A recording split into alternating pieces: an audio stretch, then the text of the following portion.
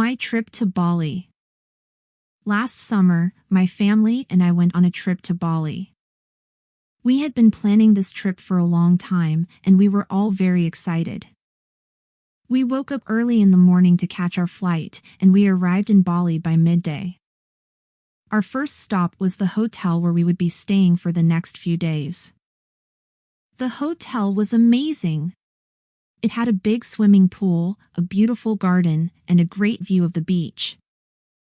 We quickly settled in our rooms and went out to explore the area. We spent most of our time at the beach. The beach was clean and had soft white sand. We swam in the ocean, played volleyball, and built sandcastles. We also went snorkeling and saw a lot of colorful fish and coral reefs. One day, we decided to go on a tour of the island. We visited a temple, a waterfall, and a rice field. The temple was very beautiful and had intricate carvings and statues. The waterfall was also very impressive, and we could hear the sound of the water from far away.